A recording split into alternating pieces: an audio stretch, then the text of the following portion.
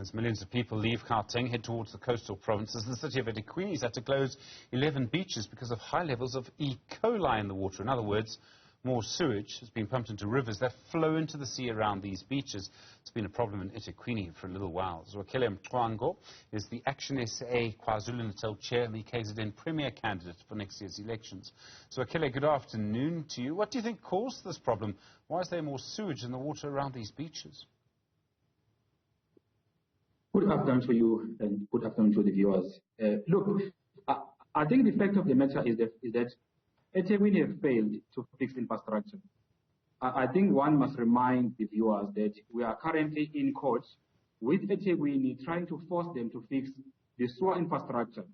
It must also be remembered that eThekwini have nearly returned about 1.5 billion rand to Treasurer because we can't really use the money. The money was allocated to fix the sewer infrastructure since last of April, but we can't. It's a problem. And right now, I'm talking to you, we are filing our final affidavit, which we are responding to their affidavits. We are hoping the matter will be heard by court sometime next year. Unfortunately, we have to go ahead with court because we've been asking for the plan from the municipality. There is no plan. Now, the problem we are facing with the beaches being closed now is the fact that now and then, whenever there is rain, you will find that sewer will be channeled or spilling to the beaches. So every time when there's water, there's rain, you have beaches being closed because you haven't fixed the infrastructure. So there's no rain that causes E.coli. That must be clear. It's not a rain. It's a dirty that comes from our pump station when they overflow during rains. But also the problem we are facing in eThekwini, you still have illegal connection when sewer pipes are connected to storm water. Now, there's a major problem. Whenever you've got rains, storm water is channeled to the ocean. Now, right now, for example, the city might come and say they are opening some of the beaches. The problem is this. The beach can be clean now, but it depends on the current. Now, the ocean current depends on many factors, like your wind, your water density, your temperature. Now, whenever there's these rains, you always have these changes of currency.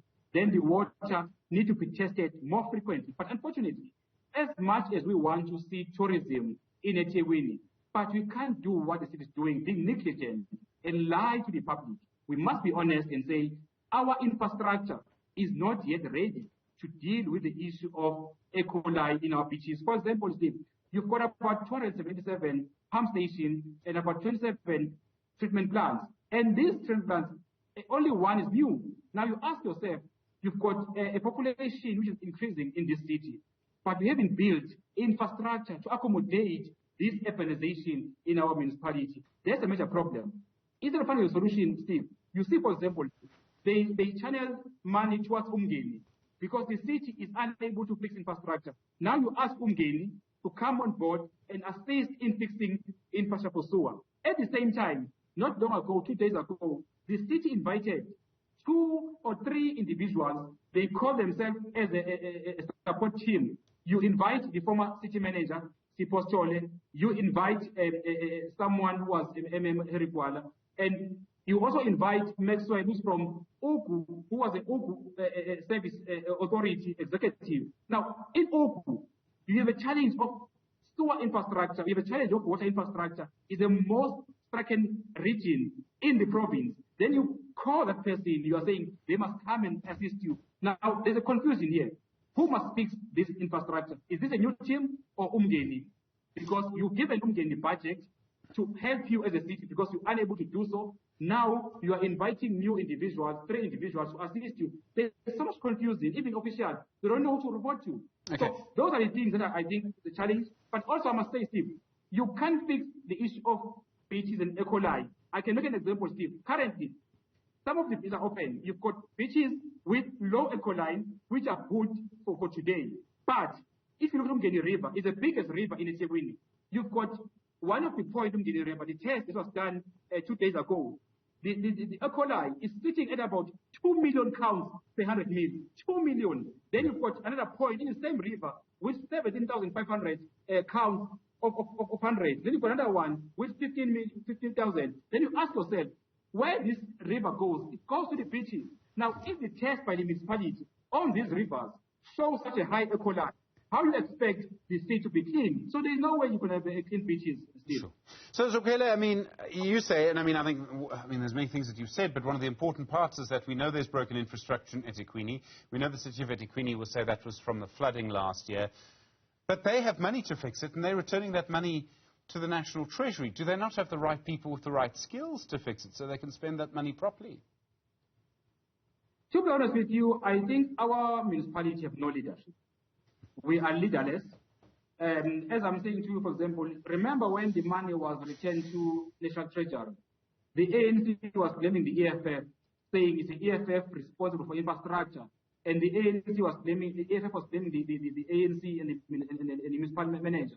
Now you've got the ANC deciding to take the money away from the same infrastructure project that the EFF is looking after. They are challenging to Mncwango water. Mncwango water is managed by the comrades of the ANC. Now, you can see now that you take the budget away from the EFF portfolio, then come, if you can't fix infrastructure, the easiest way is to blame the EFF.